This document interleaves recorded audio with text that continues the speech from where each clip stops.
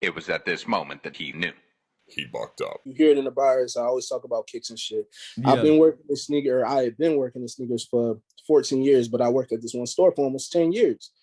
And so, the COVID hit, pandemic, I was on furlough from my job. About 3 months into it, they called me back to the store, told me, get ready to open up. The store got looted after, the whole George Floyd situation. Mm-hmm. And so I'm in there, I'm cleaning up, and the store, basically the company, they didn't want to, provide security, and I had some other stuff happen at the store. So I was put in a situation where I had to either go for what they were saying, you know what I mean? And at the time, it felt like, they just didn't care about us as human beings. That's really what it felt like. Mm-hmm. Or B, I could have left and, just figured it out. And again, because I had been there for so long, it was a hard decision for me because, I didn't want to just leave without, having another source of income. Where the pandemic is going on, I got a 4-year-old daughter, you know what I'm saying? That it just didn't make sense. But one thing I told myself was that I was going to start following my heart. And so I made the decision to leave. And this was on a Friday. This was, I want to say it was like June 18th or something like that of last year. Mm-hmm. And so I leave, and 2 days later on that Sunday, Conway hits me up, Facebook Messenger, and he tells me like, yo, I'm getting ready to start this label. I think like you're like the dopest in the city. What do you think about, possibly signing the Drumwork? I'm like, bro, do you know, like, first of all, did you know him before this? Did you know him before? Did you know them before? No, me and Conway, like, I knew who he was. Yeah, he knew who I was. Our conversations never lasted more than a minute because Conway is not a people person, especially if you don't know him. You know what I'm saying? He doesn't talk to people like that. He's not that type of person. And so I always knew him from the hip hop scene here in Buffalo, and vice versa. We did a show in 2016. It was on Halloween actually, and he invited me to come do that.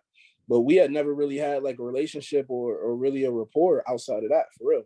Yeah. And he hits me up and he said, he's saying this, and I'm like, yo, bro, I just quit my job 2 days ago. Like, yes, I'm like, whatever opportunity you're talking about, I'm with it.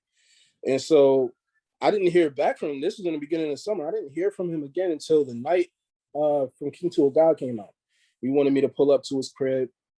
And so, I went the whole summer. I was really just on my art, on my painting, working my brand and stuff like that. And then that was when I made the decision to drop Asphalt Calligraphy.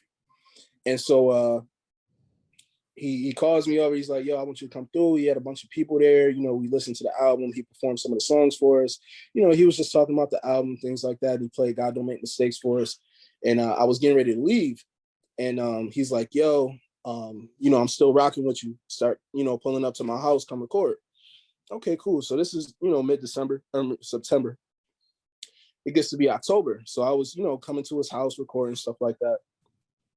And then his assistant hits me up in October, and he's like, yo, we're in New York right now. Conway said, if you can get here, then, pull up. If not, don't worry about it. So I text Love the Gene. As soon as I get that text, I'm like, yo, Love. He said, pull up. We got to go. I'm like, yo, let's go. Like, we taking my truck. So you guys so you and Love knew each other beforehand? I've known Love. Me and Love made a song in 2009. Oh shit! So you guys really know each other. When I was recording, literally, I have a video on YouTube right now when I used to record in my closet. The song is called Grinding. It's featuring Camouflage Monk, who used to go by G5GI. She actually came to that crib, and me and her recorded a song there. So we've known each other for 10 plus years. Oh damn! I'm gonna have to check that song out. But that's crazy. I didn't know that. Right. And so I hit her up. And I'm like, yo, we taking my truck. We're going. So we get an address. We go to this address. And the address he gives us is to the cutting room in Manhattan. It's like this ill-ass studio. We go inside. We don't know where we're going. We don't know what we about to do. This is on like a Monday.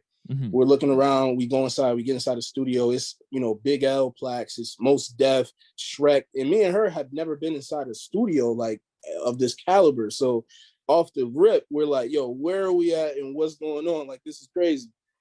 And so, we go inside, and Conway is working. It's just a beautiful studio. And he comes out, he greets us. He's like, yo, I'm glad y'all came, because if y'all wouldn't have came, that would have told me everything I needed to know. You know what I'm saying? And basically meaning like, it was a test. And so, we're sitting there, and he's recording. We're just like in awe because we like, yo, this is our first time really being around Conway and like him recording and listening to him rap over some beats that we never heard. Like, this is crazy. So he comes out, you know, a couple, you know, he's going back and forth, but he comes out maybe like an hour or two later. He's like, all right, well, yo, y'all got stuff y'all want to record? Like, why don't y'all get in there and go record some? I'm like, yo, like, all right, like, so, you know, I have some material. Love has some material. Me and her did a song together. So mind you, this is all in the same day.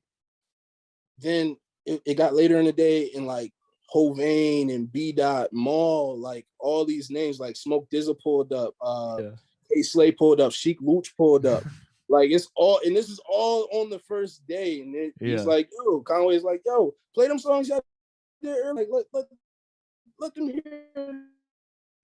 So it was like he was really testing, you get what I'm saying? And it really just put on the spot.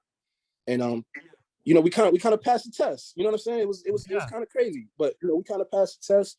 And from there, you know, we did like the Miami. We went to Miami with him. We went, you know, down to the A. We did the title show. We did a song, Each Me in Love.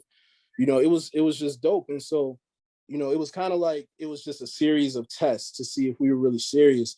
And so, you know, like I just told you, I quit my job. I was, you know, just getting by on my brand and getting by on, you know, little stuff I was doing here and there. So, you know, it was kind of like my back was kind of against the wall at the time. And I kind of had to make rap, you know, my priority and like the thing that I had to take the most serious.